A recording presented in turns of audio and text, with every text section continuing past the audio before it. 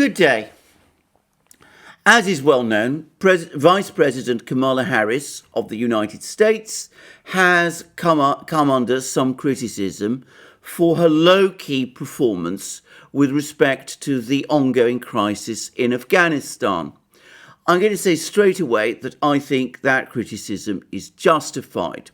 Regardless, she is now on a Southeast Asian tour, taking in Singapore and Vietnam. And I think that whilst the focus has been obviously on Kamala Harris's mistakes with respect to the situation in Afghanistan, there's been too little attention given to the damage she is doing to the United States' international position in the Indo-Pacific region and with the countries around the South China Sea.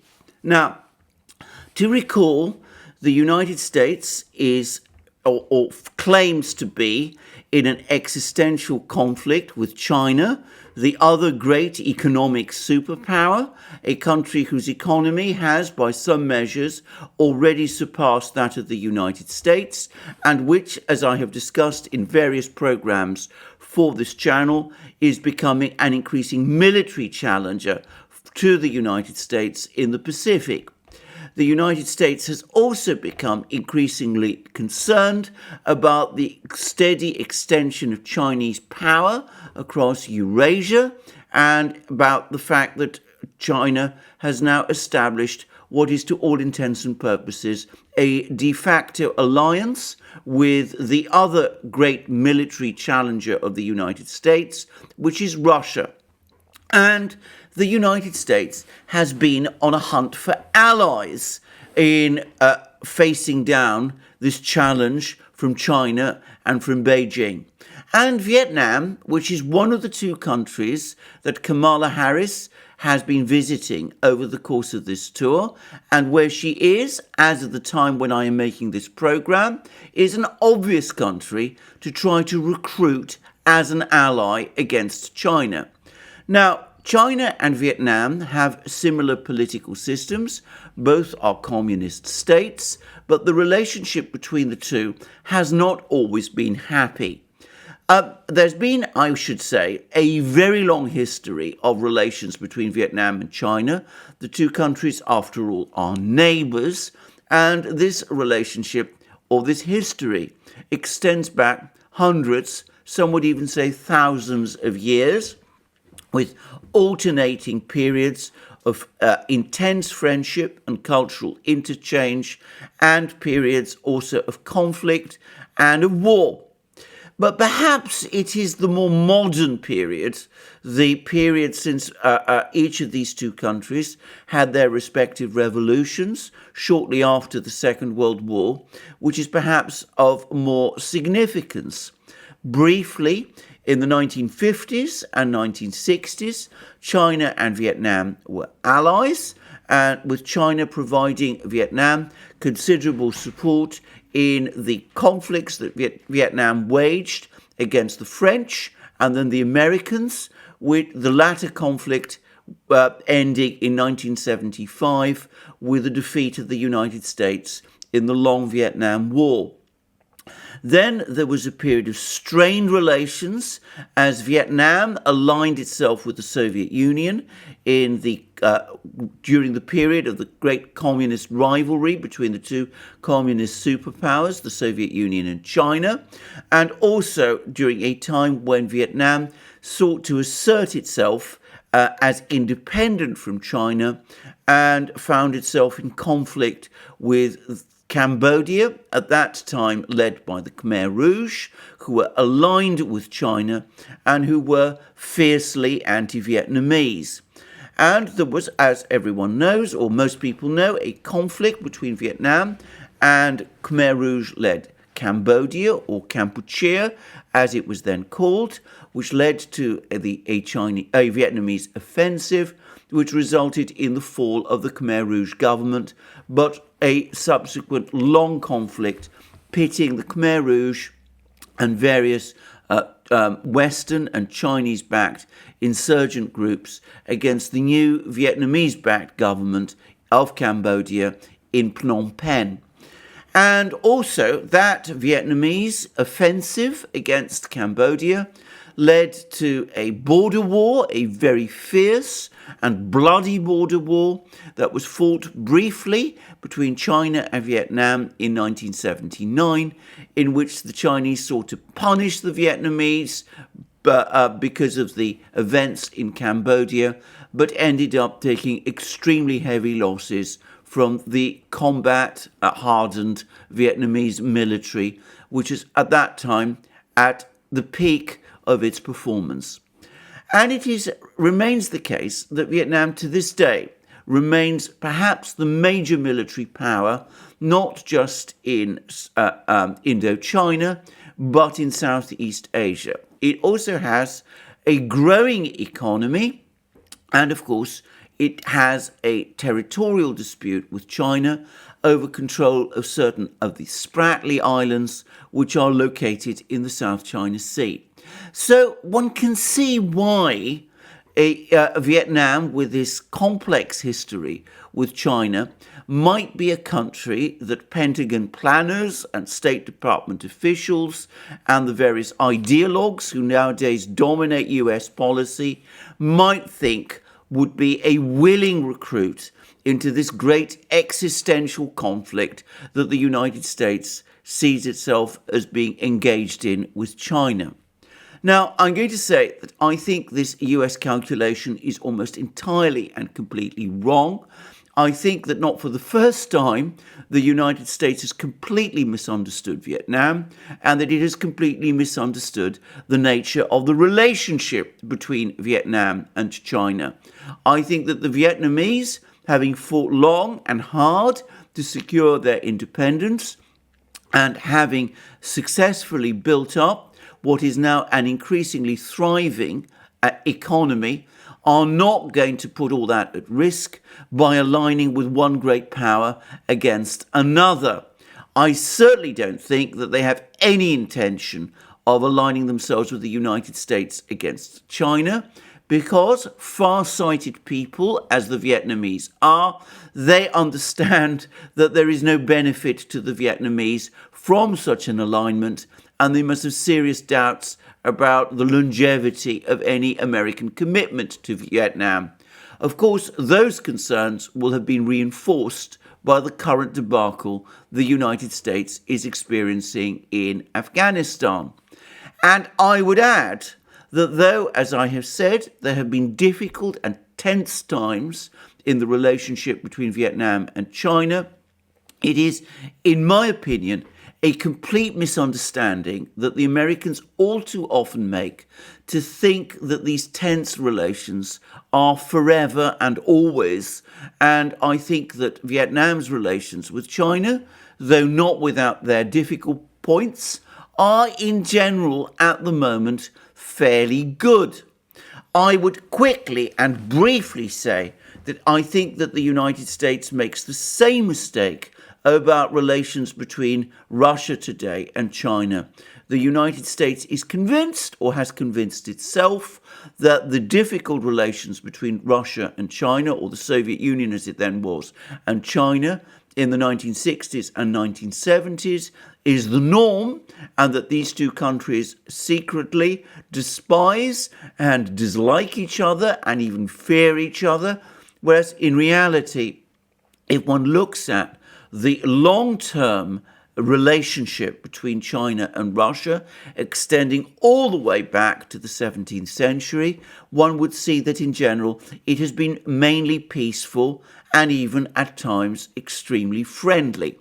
Anyway, I digress. Let's put all of these historical issues to one side, important though they are. The fact remains that Kamala Harris is going to Vietnam and Singapore primarily with the purpose of trying to win Vietnam into its over and to bring it into the American camp, into this struggle with China. And I suspect that this explains, in fact, there's no doubt that this explains the very harsh words that Kamala Harris has been uttering about China, both in Singapore and now in Vietnam. And these words are, by the way, in diplomatic terms, off the scale. And these are the things that she said when she was talking about China in Singapore. Singapore, I would add, by the way, is a country with a very close connections and relations with China, where the business elite is predominantly Chinese and where the political elite is Chinese also, and which has generally managed to maintain a good relationship with China. Anyway, this is what Kamala Harris has said about China while she was in Singapore. In the South China Sea, we know that Beijing continues to coerce, to intimidate, and to make claims to the vast majority of the South China Sea. These unlawful claims have been rejected by the 2016 arbitral tribunal decision. And Beijing's actions continue to undermine the rules-based order and threaten the sovereignty of nations. I understand that the Singaporeans were quietly embarrassed and even angry about the way in which Kamala Harris used their country as a platform to make these kind of anti-Chinese statements. But that is going to be as nothing to the feeling that the Vietnamese have about her behavior when in Vietnam. And I'm going to come to that now. Firstly, it should be said that Kamala Harris in Hanoi, in the capital of Vietnam, went even further than these strong statements that she made in Singapore. Thus, I read her saying comments like this: we need to find ways to pressure and to raise the pressure on Beijing to abide by the United Nations Convention on the Law of the Sea and to challenge its bullying and excessive maritime claims. And this was said in the presence of the Vietnamese president. And the Vietnamese president did respond, but we don't know what he said exactly about China, because apparently at one point the journalists were asked to leave the room, and in the published comments that the Vietnamese president made, there were no comments about China at all. Now, both Singapore and Vietnam, as I said, have had complex relations with China. In the case of Singapore, in recent years, they have been almost entirely friendly. In the case of Vietnam, they've had their difficult issues. But generally and overall, the Vietnamese have managed to maintain a civil relationship with China, which is, by the way, their major economic partner. They do not want to see that placed in jeopardy, and they certainly do not like to see their country being used as a platform by the US Vice President for anti-Chinese utterances, which might make their relationship with China more difficult than it already is. And in fact, the Vietnamese have already taken immediate and direct action to try to limit the damage from Kamala Harris's statements. And what was that direct action that the Vietnamese took? Well, the answer is that the Vietnamese Prime Minister called in immediately the Chinese ambassador and reassured the Chinese ambassador that Vietnam is not interested in becoming drawn into a great existential conflict between the United States and China. And we have a long readout of that conversation between the Vietnamese Prime Minister and the Chinese ambassador on the website of the Vietnamese Communist Party. And I'm going to read it in full. During a reception in Hanoi on August 24th for Chinese ambassador to Vietnam, Xiong Bo, the Vietnamese Prime Minister stressed that Vietnam consistently pursues the foreign policy of independence, self-reliance, multilateralization, and diversification of ties, proactive and active international integration, and being a responsible member of the international community. Vietnam does not ally with one country to fight the other. He wished that both sides would enhance political trust between the two parties, which is to say China and Vietnam, promote exchanges at all levels, boost comprehensive cooperation, and uphold the Steering Committee on Vietnam-China Bilateral Cooperation Mechanism, suggesting priority be given to the fight against the pandemic. Vietnamese Prime Minister Chin thanked the Chinese government for donating an additional 2 million doses of medications to Vietnam. He hoped China will continue offering vaccines, transfer production technology, and medications to Vietnam. The host also suggested dealing with trade deficit faced by Vietnam and wished China would facilitate customs clearance, import more Vietnamese goods, as well as tackle difficulties in several projects. The two sides stressed the need to strive to maintain peace and stability, satisfactorily settle disagreements at sea in the spirit of high-level common perceptions, the agreement on basic principles guiding the settlement of sea-related issues, and abide by international law, including the 1982 United Nations Convention on the Law of the Sea. He added that the two countries need to partner with ASEAN to fully and seriously implement the Declaration on the Conduct of Parties in the East Sea, as well as step up negotiations on an effective and practical code of conduct in the East Sea. Ambassador Seong, in return, for his part, affirmed that the Chinese party and government attach importance to ties with Vietnam and stay ready to boost political trust and consider increasing medication supplies to Vietnam. He emphasized that China does not pursue trade surplus with Vietnam.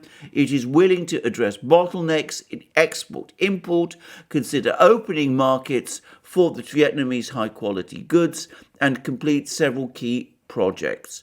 China wants to well-control disagreements and satisfactorily settle issues at sea with Vietnam in line with high-level common perceptions. So that is the response that the Vietnamese have been careful to make, even as Kamala Harris flies in and makes ferocious comments about China in the presence of the Vietnamese president on Vietnamese territory. The Vietnamese go out of their way by calling in the Chinese ambassador to reassure him that Vietnam has no intention of becoming aligned with the United States against China, that it wants to negotiate its issues with China peacefully, and that it strives for good relations. And note, by the way, the emphasis on fighting the pandemic. Kamala Harris, on her trip to Vietnam, brought all sorts of commitments about providing medications to Vietnam. And of course, the Vietnamese are making it very clear to the Chinese that yes, they will accept these medications from the Americans, but they are also happy to receive medications from the Chinese. In other words, they seek equidistance between China and the United States. And this equidistance between China and the United States on the part of Vietnam is something which, of course, entirely suits China. Now, I have to say this, these attempts by the United States to court Vietnam, to bring Vietnam into alignment with the United States and against China, not only are destined to fail, they are annoying and infuriating the Vietnamese, and almost certainly are making them extremely wary of getting too close or closer to the United States than might otherwise be the case.